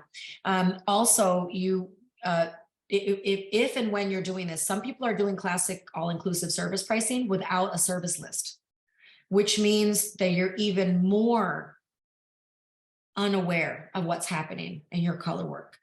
So the first order of business is to get a service portfolio, a menu, allocating the cost of goods, timing, like Tim was saying in the beginning. If you are uncomfortable with going to parts and labor right away, at least consider what those color costs are, know what that number is, and know what the pricing changes have to be if you are uncomfortable. We've spoken to some salon owners that have Vish that are a little worried about that part. So we're not worried, but they're just, it's so unfamiliar. It's just a big change. And so they're just not ready to pull the trigger on it just yet. And so this is one of the ways that you can really get familiarized with all of the components of it by doing it this way. Because really, if you're going to stick with classic service pricing for some time, for the near foreseeable future, in the next 6 months until you do decide to convert, then really you do need to understand all the pieces that are in it and train it properly to the salon. But there is something happening inside our salons, which is the color experiences are becoming more premium. The demand level for customers wanting more high-level premium color services is requiring a pricing shift in our salons. And I don't want you guys to be behind the curve on that. I want you to be ahead of the curve on that. You might already be behind the curve, to be honest, but we won't need to kind of elevate you at this point. We need to start thinking about all of the ways of doing that so that you're not losing money on that. Anything to add, Tim, or should I just jump into a la carte? No, you're good. You can just jump straight in. So a la carte pricing is where there's a calculation for the service provider's billable hourly rate, right? So now you've calculated based on our spreadsheets and their production numbers, what is their billable hourly rate based upon the metric of their average hourly production or average hourly service per ticket or some metric in your reports like that. That's going to determine for you, what are they producing at a 15-minute increment every 15 minutes? So that you understand if they take 20 or 30 minutes to do a toner and a shampoo, that needs to be a separate timing allotment or a separate charge. So a la carte is when you start upgrading to things like, oh, we're going to add the blow dry, we're going to add the extra color, we're going to add the styling, we're going to add the blow dry as a separate price point. When you have systems like Salon Biz, you guys have what we call package booking, where you book a service and then it automatically puts in the finish time. So you have to customize that finish time. If you don't want it, you have to remove it. Whereas other ones don't have that package booking. So your booking systems might be different too. Some of them, they don't have it. You have to plug in every time allotment. And so sometimes stylists are doing what they're doing is they're just booking 4 hours straight through or 5 hours straight through, which can be in my opinion, bad habit of scheduling and booking. So we need to be cautious about that. And we need to train outside of that behavior. So this is really plus, so it's a billable hourly rate plus the service time increment plus each cost of good, that all the product cost, plus any other add-on that needs to go on to that ticket for whatever situation that you have going on. A la carte pricing is really functional when there are service categories, names, and service experience descriptions created for marketing to public view. So meaning it's really important that you create the systems around that to support the a la carte pricing. For example, all of the prompts to book you a certain way, to book it for the time allotments and things like this. You need to train your front desk to have all of that as well. So a la carte kind of upgrades it to some degree. Tim, you want to add anything, or Will, you want to add anything to that?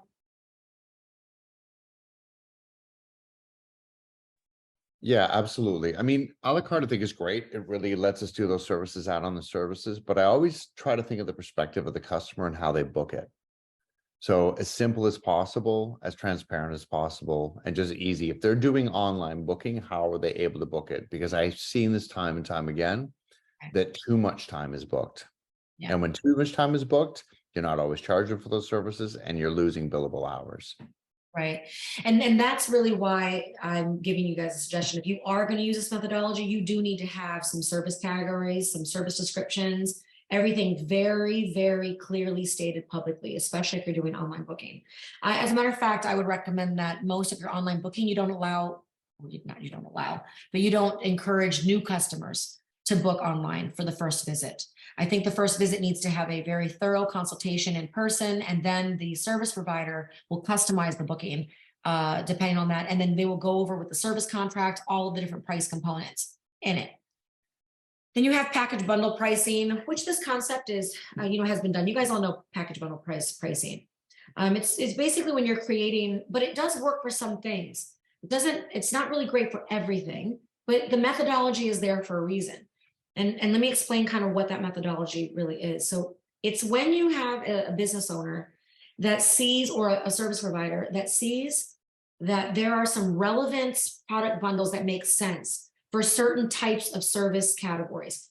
For example, extensions. This would be a really great category that you could package bundle pricing. So again, like Tim was saying, a high enough price to justify all of the components, which means you're not discounting. You're knowing what the costs are and you're upgrading the price. So the prices are upgraded, not downgraded. So you do need to, but these are things where you're adding a package of home care, what shampoo, conditioner, and brush and detangling spray that I want you to use if you're doing extensions. If I'm doing a high demand transformation, like silver transformations, you need to have toning shampoo. You need to have, you know, a really good conditioner. You need to have K18. You need to have whatever it is you need to have.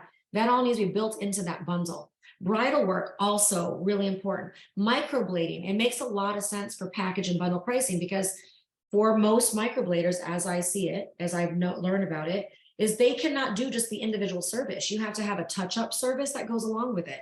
It has to be bundled. And so again, you can charge individual. I'm not saying discounting the service. I'm saying know that you're marketing and selling it and doing your consultation to describe what that bundle is and why it's a necessity. So that's really why it needs to be, in my opinion, marketed separately, and a separate rack card needs to be created for it with all the costs that go into it. And for example, you would say a rack card would be hair extension services. Here's our bundles, here are packages, hair extension packages. And it makes sense for some of these touch-ups. So maybe like if you do a hair extension application, you get to have 2 touch-ups or 3 touch-ups until your next full application. Again, think about what you're doing in your service and how this fits in. But this is also really important because this is where you need to know what the calculated time and the calculated cost of goods are too. So a color management system like Vish would really come in handy to see what those are for these transformational services or microblading, or again, things like that. I know you guys don't measure microblading, but certain things in a spa side, facial rooms, I mean, all of those things can be certainly measured as well. Anything to add? Yeah, absolutely. One of the things that we recommend salons do if they do package bundle pricing is, even though the package may come in, so let's say you book in Salon Biz and it's a bundled package pricing, like platinum card, comes in a Vish, you just see it displayed. We then get the hairdressers to still mix the individual. So still pick toner, still pick highlights, still pick root shadow, and break them out. Because you want to understand as it continues and as you do more of these bundles, are you charging enough? Is your cost under control? And if it is out of control, which component of it? Because if you package everything together and you look at cost of goods as a whole, you're not necessarily seeing that, you know what, we're using 6 ounces of bleach on our lightning. Maybe it's time for a color class or a balayage class because our team are overusing in this area. So the more you separate it out in Vish, the more transparency and the more you learn how your team works, so that you can reach other goals or, you know, bring in education. Again, just the more data, the better, and the more separated data, the better. Right. We have all of these suggestions for you guys. It's not to say that you're doing anything wrong. The reason we're sharing all of these ideas is because we know salon owners use all these types of pricing, they just don't understand maybe the reasons why they're doing it. And we just need to make sure that we're elevating your ideas and thinking around each pricing. So don't think that you're doing something wrong if you're doing a package or a bundle, or if you're not doing this. It's a way for you to see the reasons behind the decisions, and then how you can change what you're doing in order to be more profitable. That's at the end of the day what we want. Absolutely, well said. So the next is going to be standard or classic service pricing plus the VPC, which is, I believe, going to be a comfortable shift for some of you if you don't want to do the labor cost as a separate cost. When you do the labor cost, it can vary per person. We actually had a salon, I'll give you a case study. We actually had a salon that she created service menus per individual on her team versus one whole salon-wide one. Every service provider had their own individual service pricing. She does not have variable product costs going into it yet, which she will, but eventually down the line. But really the goal for me with her is, and I love that idea, actually. I really thought it was well done, because but it's hard because the front desk is going to find that challenging to book and things like this. So there's some pieces that are hard to manage, but she found it easier to identify what the billable hourly rate and what the pricing need to be individually. Meaning sometimes there wasn't an exact jump every single level per service, which is how we build out a spreadsheet. And I'm happy to show that to you and what that spreadsheet kind of looks like. But you get the idea of what we're talking about. But then these VPCs would come into play. So it's when you separate out the cost of goods. So to understand the 6 ounces takes this much dollar amounts, it costs this much to use this much developer, et cetera. So it's kind of opposite from all inclusive. We're not including anything in, we're breaking everything apart. You're understanding what the team is getting paid, and then you see the VPC, and the VPC doesn't go to the service provider, it goes to the customer. And that's really Vish's primary functionality, really. There's a lot of other ones, but that's the primary one, right? And so when you use a color management system like Vish, you can now start to create those detailed inventory list of what those VPCs are. And you can start to see and start to train your team so that you have these training sessions monthly about, okay, we need to look and see what last month's data was. Let's get very educated on what you guys are spending on this. Let's talk about how we discuss the VPC in the consultation. And then we would suggest creating a pricing contract around it, just like a waiver or a service contract around maybe a session work contract. We have something called a session work contract. So you're going to use some very simple contract to create the language for the team. The customer signs that understands that the VPC is a variable cost, that at the end, it's not going to be a fixed number, and that that's how you guys price. And so it just, in my opinion, helps eliminate and alleviate some of the concern and the worry about having the conversation with the customer. Anything to add, Tim? No, I mean, I think most of us do this already, right? We do this, we charge, there's extra charges when we've used more product than is included in the service. It's just not clear, not transparent, not easy to calculate, and definitely not easy to monitor. So this is the most common model. And when Nikki was saying earlier about none of you doing it wrong, but it's just a way that, here are some alternative ways that you can look at your service menu, look at billing to ensure that you're getting most out of your color business. But, this here, if you have, when you come in, when we meet salons in the beginning, in the initial consultation with Vish, we look at what your product allowances are, how much product you're including per service, and give you our recommendations. We've mixed, I think, somewhere crazy like 7 million services now in Vish. So we have a really great eye on how much, depending on what service it is, how much product you should be using as great benchmarks to start with. But again, it's a culture that we understand your business and we'll make adjustments where need be. Right. So premium pricing is something that's very new to the beauty industry, but certainly not new in the marketplace. Airlines use it all the time. Hotels use it all the time. High-end resorts. You guys know this. You experience this all the time. Every time you go and you fly during Memorial Day weekend, your airline tickets are going to be higher. It's a fluctuating price point, changed at all times. Why do we accept that with airlines and hotels, but we don't accept that with salons, right? And so, yes, again, the transparency is there, but certain things can be premium. Again, to add a layer of premium pricing in for certain times where it makes sense, I'll give you an example. A lot of times in salons now, you have service providers that don't want to work weekends. And so they're like, I'm not working Saturdays, I'm not working nights or whatever. It's a frustrating thing that's happening inside salons, but why don't we address it with a pricing solution? So for example, if you have somebody who, and every service provider, maybe money doesn't motivate them 100%, but they are motivated to some degree by a higher number. Like, what is that number to motivate them to come in? So what you could offer is a premium service time for certain service providers and certain times. For example, I need to fly out tomorrow. I need to get in and it's Saturday at 5 and we're closed, but I'll stay and the price is going to be this price point. So you can create a whole separate pricing portfolio just for premium pricing, meaning you sell it. So if it's outside of your time zone of when you work, now you have a premium upcharge on it. So that would be, let's say, some of you do this with bridal work. So for example, like if you start at 8 a.m., it's the standard, it's the set price. But if you have to start at 5 a.m., I certainly hope you guys are doing this, that you're charging an hourly add-on to be there at 5 a.m. You should be charged for that, don't you think? And so I think we need to kind of consider that for every service as well, not just with bridal. If you are a booked stylist and you want someone to get in for hair extensions and they're like, I need to get in like this week. Well, then that can be a premium price point, not just the set price point that you already have. And you could tell them that this is now outside of the normal hours and this is going to be a premium. And so we can take care of it, but this is going to be the new price menu and I'll send that over to you. So that's just premium price points. The thing that this works really well on, by the way, guys, I don't know how many of you guys are in a resort town with a seasonal shifting of customers.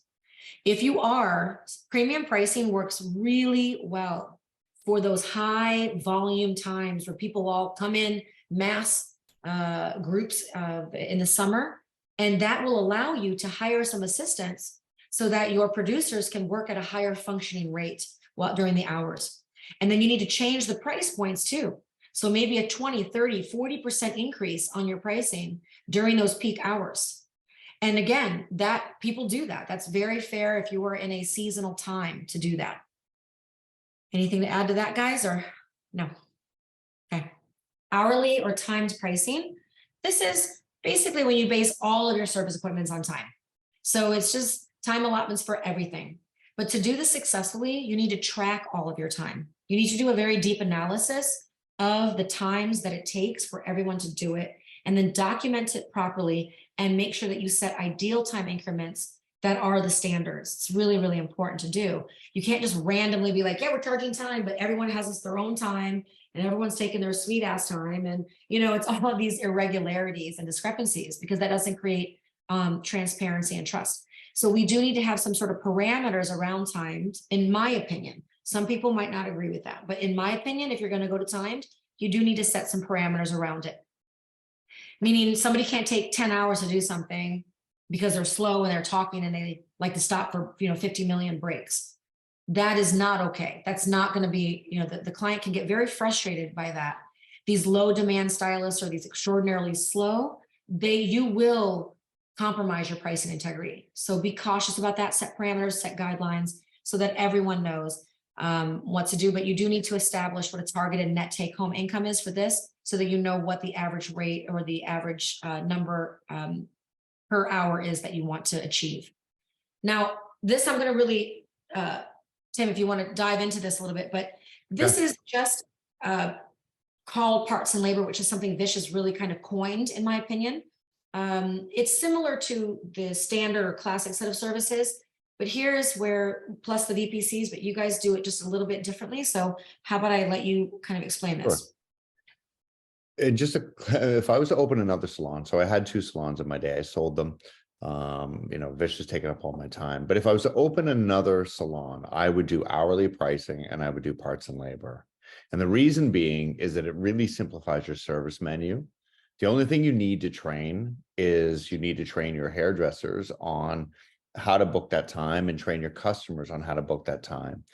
But what Nikki was saying about, not letting people run over your service menu, you need to provide training to your hairdressers how to achieve, that balayage technique. Not only, give them the path to do it and the time frame that they need to do it in, and keep training them until they get it in there if you're doing hourly pricing, because you can't have one person running way over.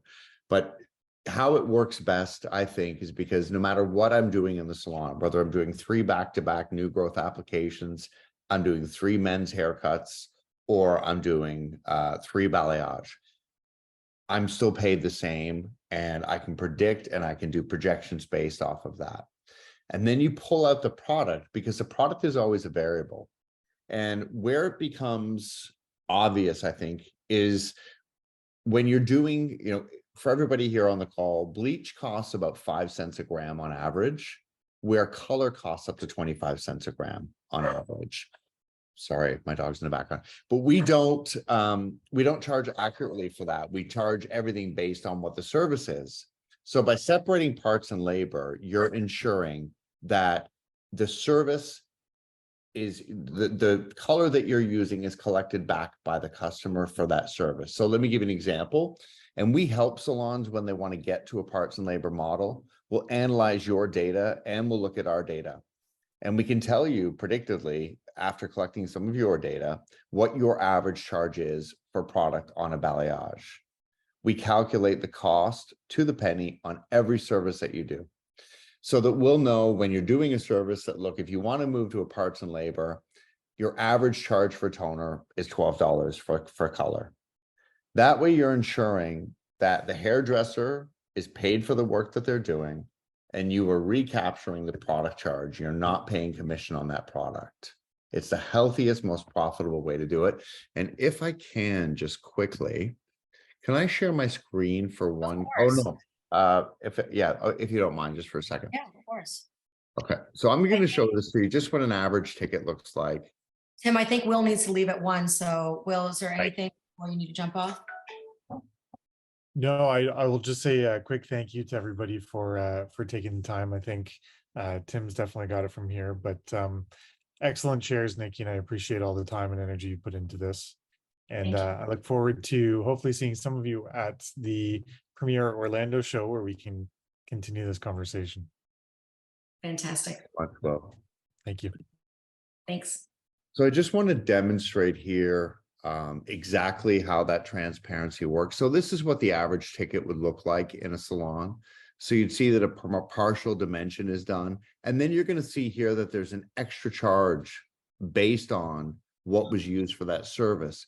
We break it down further that will show you exactly the cost per ingredient in that formula and whatever formula was used.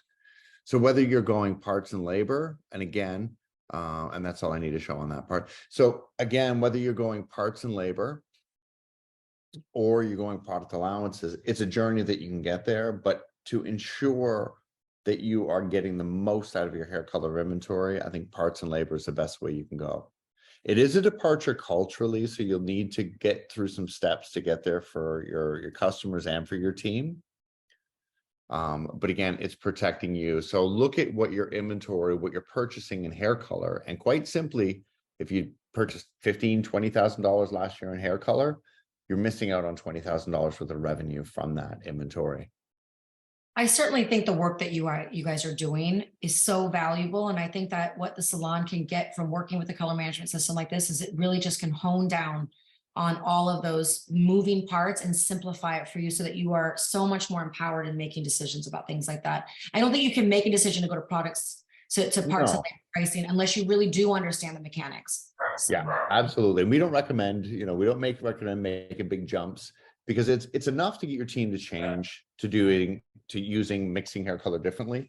The pricing will ease it in. And in some salons, it's a hybrid model. Some services like toners or color correction are parts and labor, right, whereas the rest of your menu have some product allowance built in.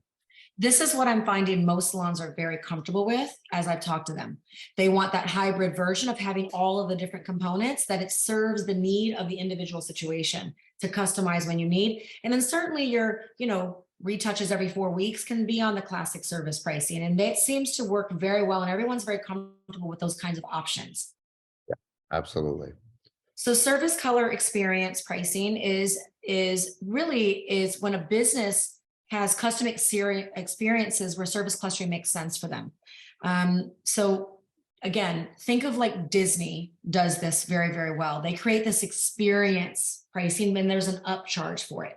So it's this, and I'll use Jack Martin again as an example because he does this so beautifully. He's really the one kind of pioneering a lot of, he's not pioneering it, but he's definitely certainly maximizing this type of pricing style to his advantage. He has created an entire experience, marketing to that experience where it's all included, everything in, but his price point is so high that he's not coming close to losing any money. He's super profitable, compared to his cost. He is pricing more for the experience that they're getting with him, for the skill level. And so there does have to be a fairly high skill level. We're not talking like, oh, they get a cup of coffee and they get a head massage and they get an oil, treatment.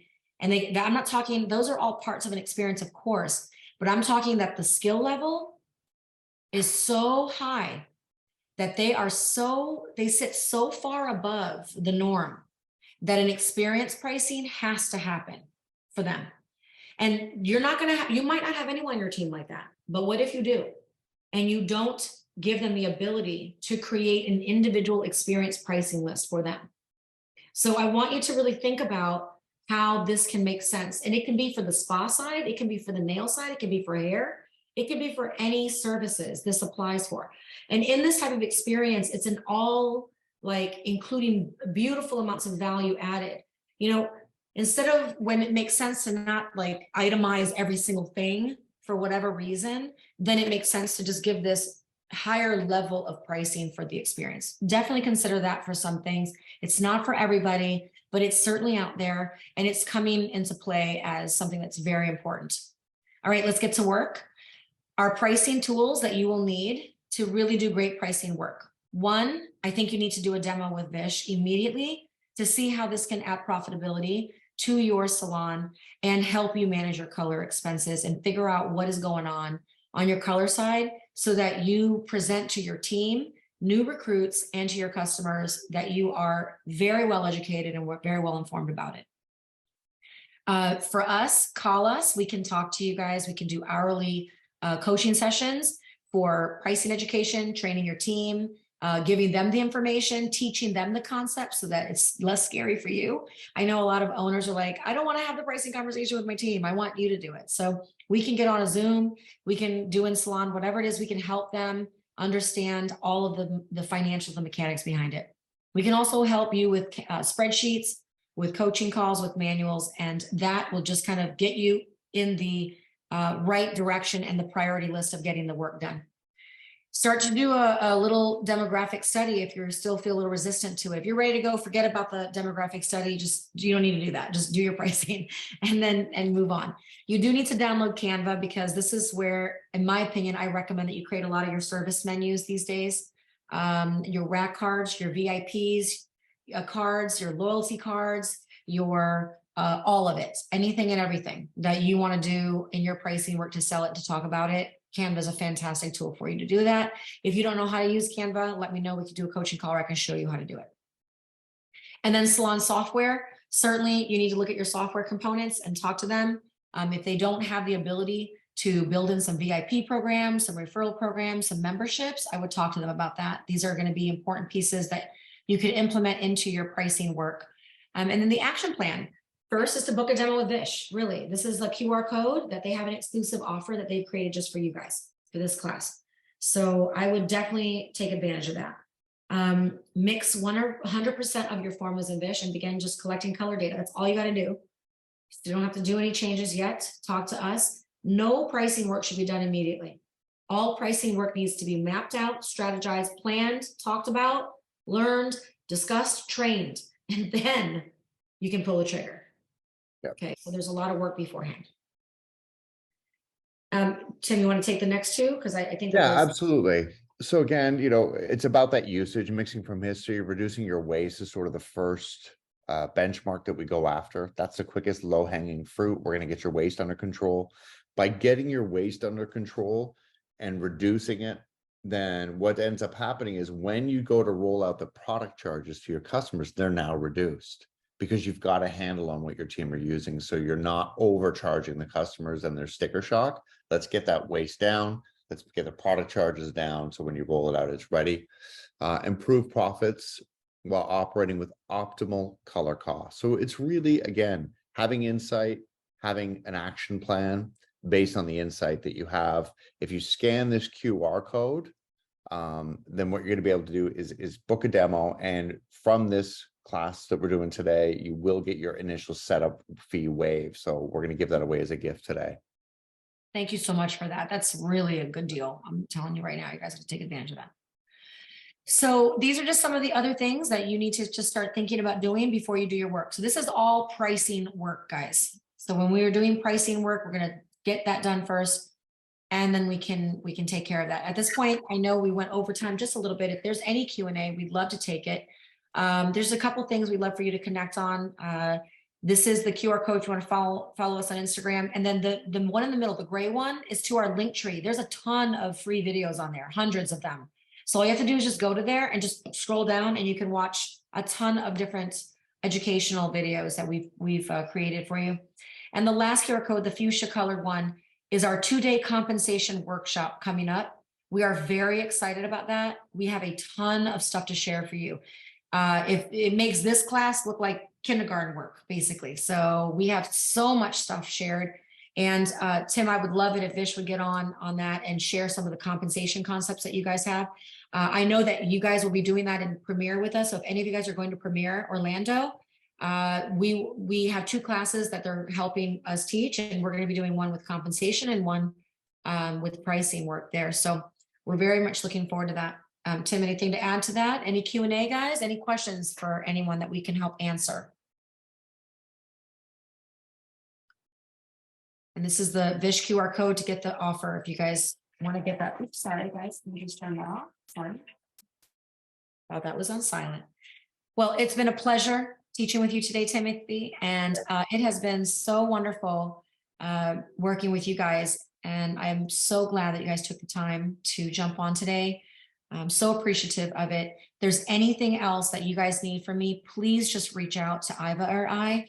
We are happy to help answer any questions. But it's time. Do you guys all agree with me? Give me a thumbs up if you think it's time to start thinking about how the businesses, our businesses are evolving, our colorists are evolving, that we need to start thinking about how we're going to change things on our service menu. And I would recommend you create a service menu that has all of those different things that you want to do on it. If you decide to go hybrid or whatever decision is, but if you just want to schedule a call, Vish helps really frame out things for you as well. And we can help with that as well. So thrilled. Please stay connected. On Facebook, we have a private Facebook group called Statements Strong Society. It's a free group. It's a private group though. So please join it. We would love it if you did that. So if you go to on Facebook, Statements Strong Society. So anyway, thank you so much, Tim. What a great class. I really appreciate the time. Great to see you all, and I hope to see you all in a demo. And if anybody